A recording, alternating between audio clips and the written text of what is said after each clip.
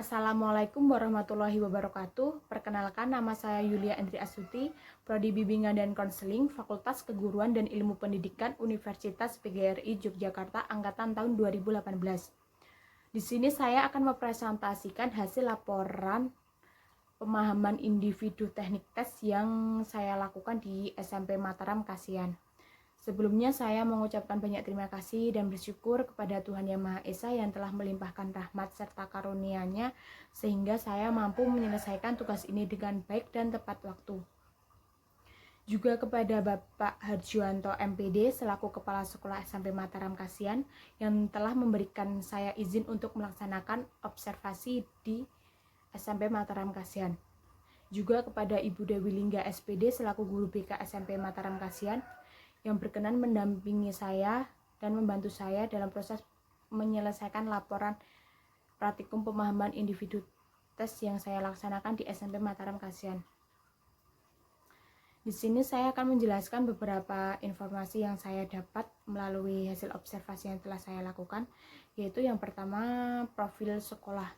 Jadi sebelumnya saya sudah menjelaskan bahwa saya melakukan observasi pemahaman individu tes ini di teknik tes ini di SMP Mataram Kasihan yang beralamat di Ambar Binangun, Tirto Nirmolo, Kasihan, Bantul, Yogyakarta. Untuk permasalahan yang dialami dalam 1 tahun terakhir ini, permasalahan yang sering dialami di SMP Mataram Kasihan ini, kebetulan dalam waktu jangka 1 tahun terakhir ini itu sudah memasuki di masa pandemi, yaitu pembelajaran secara daring atau online. Jadi permasalahan yang sering dialami di SMP Mataram Kasihan 1 terakhir ini yaitu banyaknya siswa yang tidak mengumpulkan tugas dan banyaknya siswa yang dalam mengumpulkan tugasnya itu terlambat. Jadi pengumpulan tugasnya itu tidak sesuai dengan batas waktu yang sudah ditentukan. Untuk penyelesaian masalah yang sudah dilakukan oleh SMP Mataram Kasihan itu khususnya guru BK dalam menyelesaikan masalah ini terdapat masalah belajar, yaitu banyaknya siswa yang tidak mengumpulkan tugas, banyaknya siswa yang tidak mengumpulkan tugas dan tidak dormang. Dengan permasalahan yang sering dialami siswa di SMP Mataram Kasihan yaitu banyaknya siswa yang tidak mengumpulkan tugas dan banyaknya siswa yang dalam pengumpulan tugasnya itu terlambat, maka di sini solusi permasalahan yang dilakukan oleh guru BK itu yaitu memanggil wali murid atau orang tua siswa dan siswa yang bersangkutan untuk datang ke sekolah untuk diberi pengarahan, bimbingan, teguran, dan peringatan. Namun sebelum itu dilakukan, guru BK sebelumnya harus tahu dulu sebabnya itu apa. Jadi sebelum memberikan teguran, sebelum memberikan peringatan, itu guru BK menanyai dulu kepada orang tua dan siswanya, kenapa kok siswa tersebut tidak mengumpulkan tugas, ataupun kenapa kok dalam pengumpulan tugasnya itu terlambat, tidak sesuai dengan waktu yang sudah ditentukan.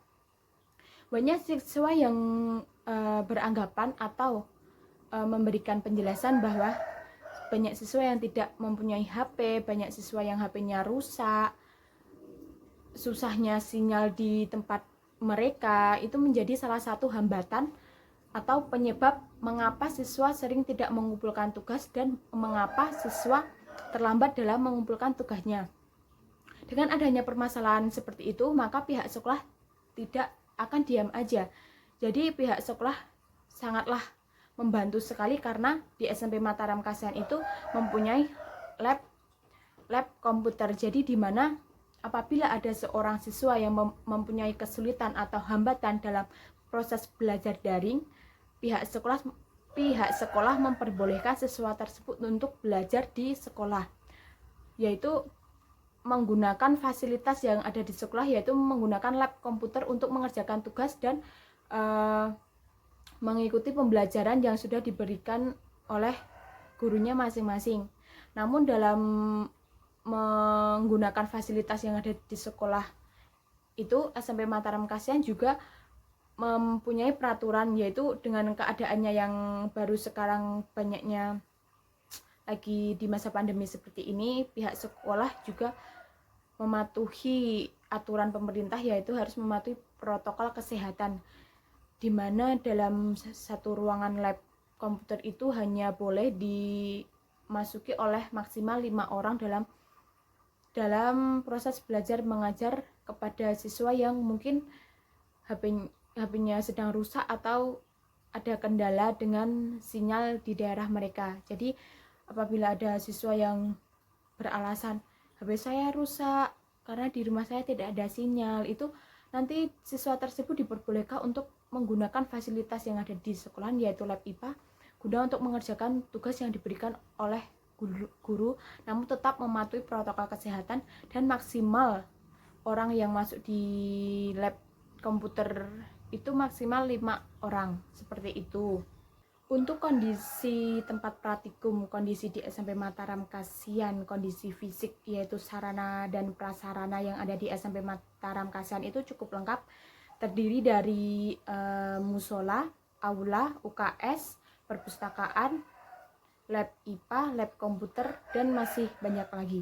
Untuk kondisi non fisik sumber daya manusia yang ada di SMP Mataram Kasihan kurang lebih terdiri dari 513, terbagi menjadi tenaga pendidik ada 33 orang, tenaga kependidikan ada 49 orang, dan peserta didik ada 159 siswa. Selanjutnya adalah identifikasi kebutuhan layanan BK. Jadi berdasarkan masalah yang ada di SMP Mataram Kasihan, yaitu banyaknya siswa yang tidak mengumpulkan tugas, banyaknya siswa yang dalam mengumpulkan tugasnya itu terlambat, maka pemberian layanan kebutuhan layanan BK yang diberikan oleh guru BK yaitu memberikan layanan konseling perorangan dan layanan konseling kelompok. Yang pertama, layanan konseling perorangan, yaitu layanan yang diberikan kepada individu secara tatap muka secara langsung guna untuk membantu individu dalam menyelesaikan masalahnya. Yang kedua adalah layanan konseling kelompok, yaitu bantuan yang diberikan konselor kepada beberapa individu untuk membantu memecahkan masalah melalui dina kelompok dalam konseling kelompok.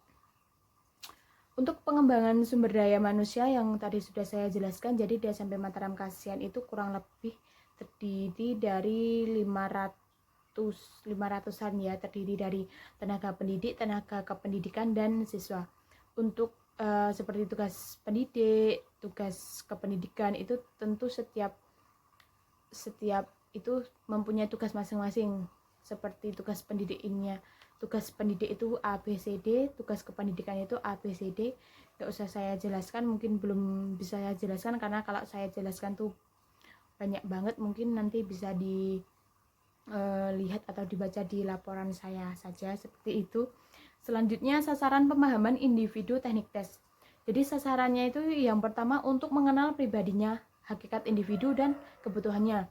Yang kedua, mengenal masalah dan perkembangannya. Yang ketiga, mengenal reaksi individu dalam menghadapi masalah. Yang terakhir, mengenal cara individu dalam menyelesaikan masalah yang dialami individu tersebut. Yang terakhir, teknik pelaksanaan survei. Jadi teknik pelaksanaan yang saya lakukan di SMP Mataram Kasihan seperti itu yang pertama materi. Jadi di sini yang pertama itu materi. Jadi di sini saya itu mencari sejumlah informasi mengenai praktikum pemahaman individu teknik tes yang dilaksanakan di SMP Mataram Kasihan, khususnya yang dilaksanakan oleh guru BK tersebut. Yang kedua, metode. Jadi metode yang saya gunakan dalam observasi ini yaitu observasi dan wawancara secara langsung. Untuk pelaksanaannya saya laksanakan 1 kali pertemuan, dan untuk kebutuhan dalam pelaksanaan ini di sini saya membutuhkan sebuah informasi tentang praktikum pemahaman individu teknik tes yang dilaksanakan di SMP Mataram Kasihan, yang dibuat oleh guru BK yang ada di Mataram Kasihan tersebut.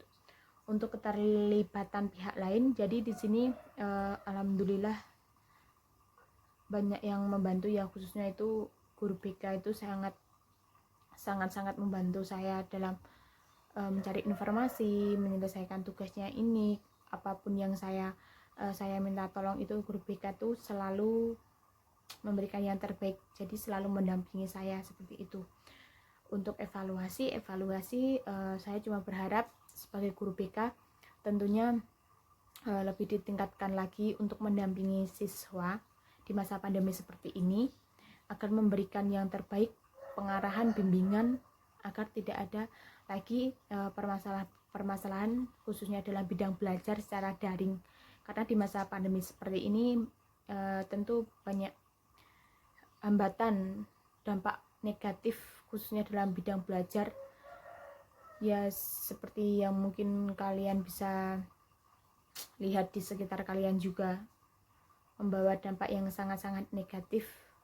Pembelajaran secara daring, banyak mungkin guru gitu cuma memberikan tugas A, B, C, D, pengumpulannya sudah ditentukan. Jadi yang saya lihat tuh banyak siswa itu yang keteteran dengan tugas yang diberikan. Jadi diharapkan guru BK berkenan selalu mendampingi siswa tersebut agar proses belajar dan mengajarnya itu selalu berjalan dengan baik dan maksimal walaupun di masa pandemi seperti ini.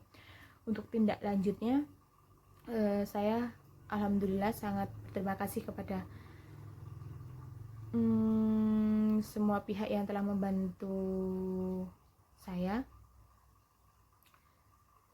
Alhamdulillah yang saya lakukan ini saya berharap akan berguna untuk ke depan sebagai saya calon guru BK atau sebagai saya calon konselor yang akan membantu saya untuk ke depannya. Mungkin sekian dari saya, kurang lebihnya mohon maaf. Wassalamualaikum warahmatullahi wabarakatuh.